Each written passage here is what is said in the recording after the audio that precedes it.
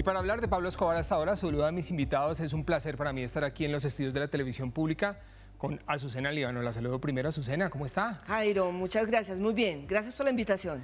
Y está también con nosotros el general Óscar Naranjo. General, gracias por estar en la televisión pública. Jairo, un gusto saludarlo a usted y a su audiencia. Mil gracias. Estábamos, por supuesto, hablando de las víctimas de Pablo Escobar, que es un poco lo que nos interesa poner el foco acá.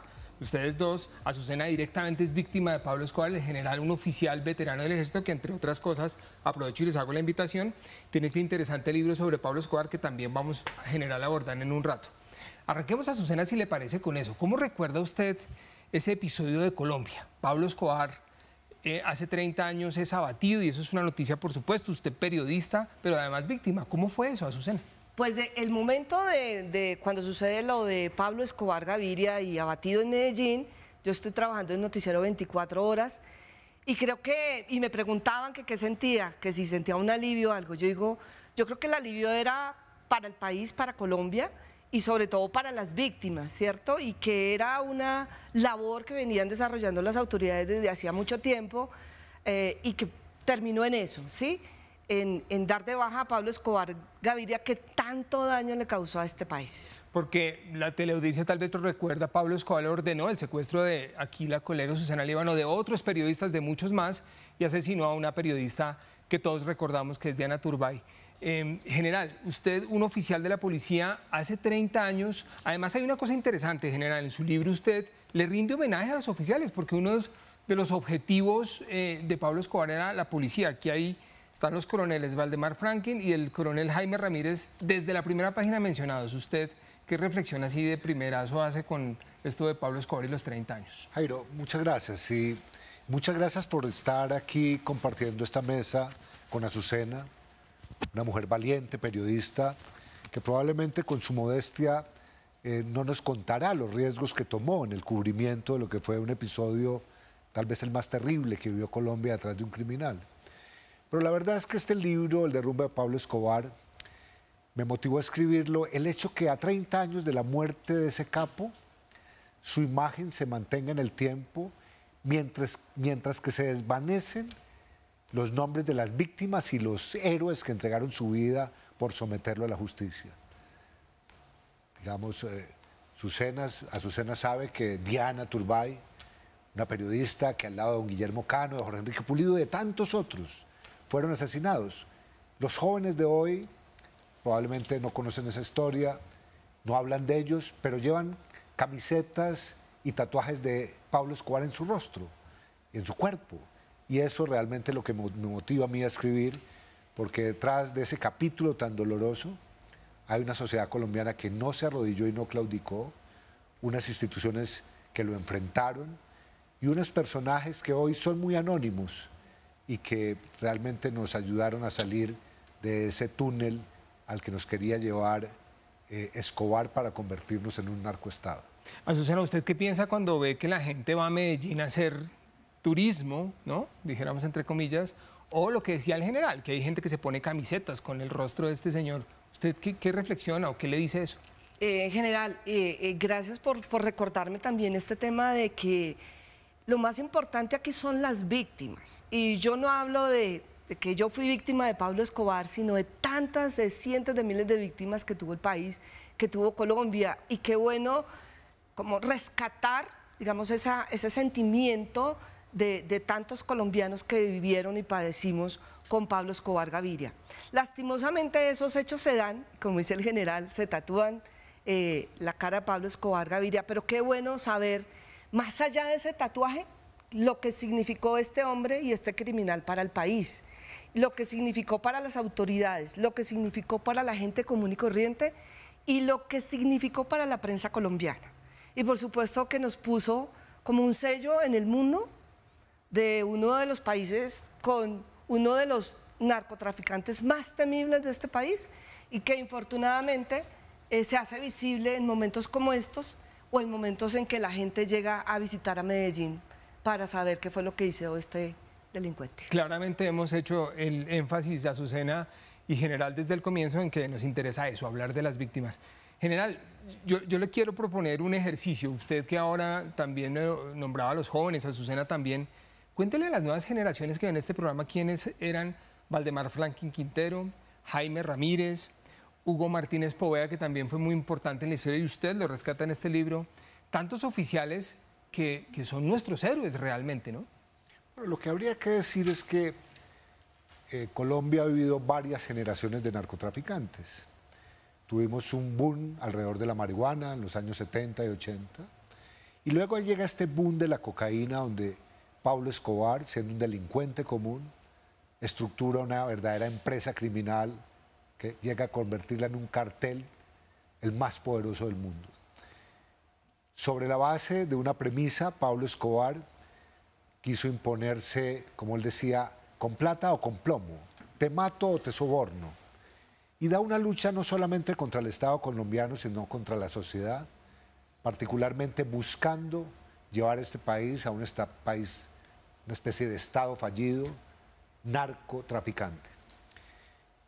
En esa lucha, Pablo Escobar puede haber asesinado a cerca de 7.000 víctimas inocentes, a muchos funcionarios de la fuerza pública, y esa historia triste comienza, por ejemplo, con el asesinato del director antinarcóticos de la época, después de que ese director antinarcóticos, el coronel Jaime Ramírez Gómez, da el golpe estructural más importante en la historia de la lucha contra la cocaína en Tranquilandia. Un complejo cocalero con varias toneladas almacenadas, con una capacidad para alojar 120 procesadores de cocaína, con un ejército privado protegiendo ese emporio criminal.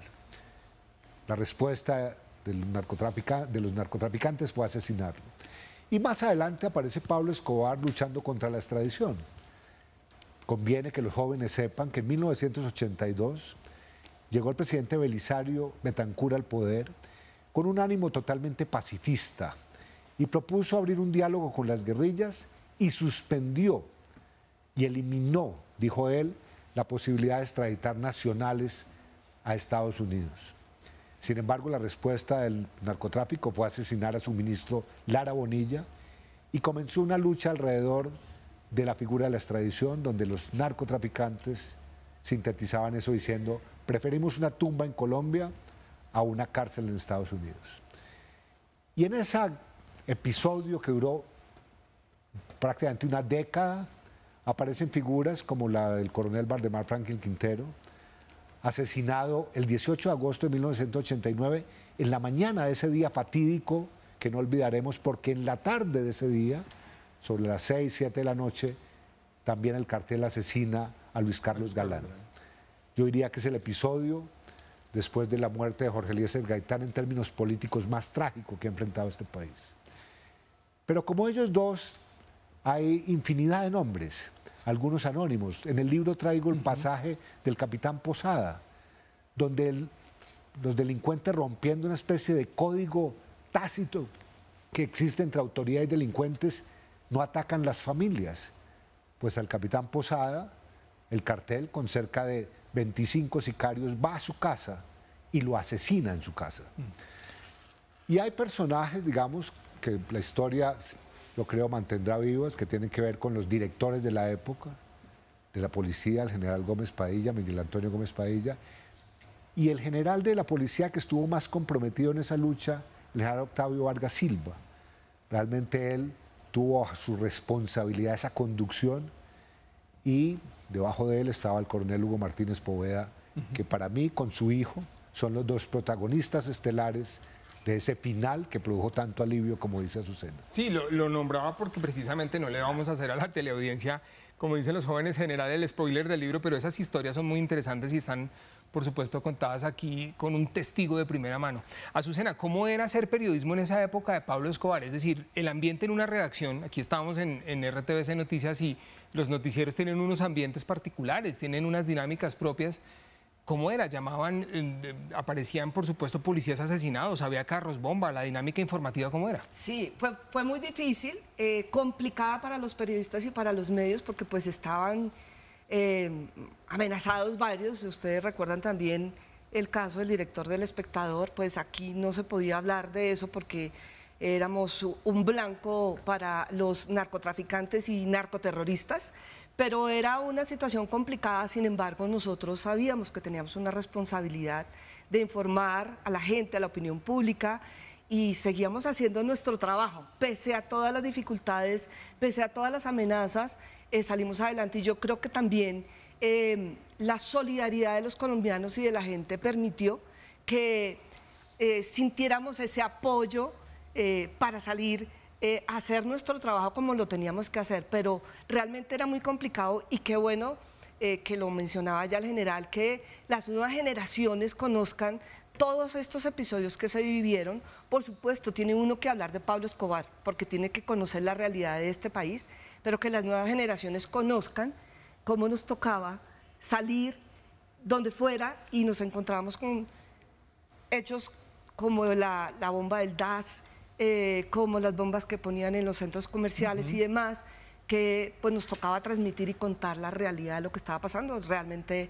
era bien difícil. Asesinaba a personas poniendo bombas en los barrios populares, en el barrio Quirigua en Bogotá, recuerdo particularmente, en los centros comerciales, como dice Azucena.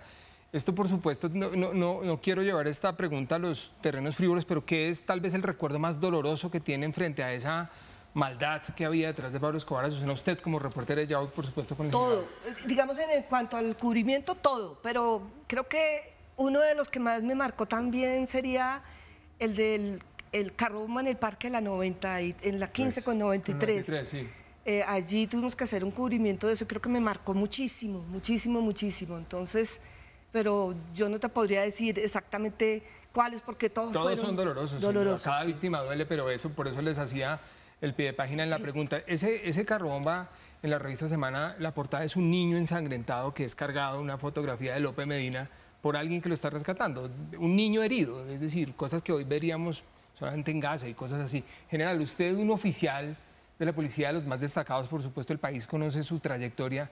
¿Qué grado de dolor y qué grado de maldad recuerda en esa época? Bueno, recuerdo particularmente cómo en un año Escobar ordenó asesinar policías pagando cifras entre 500 y 2.000 dólares.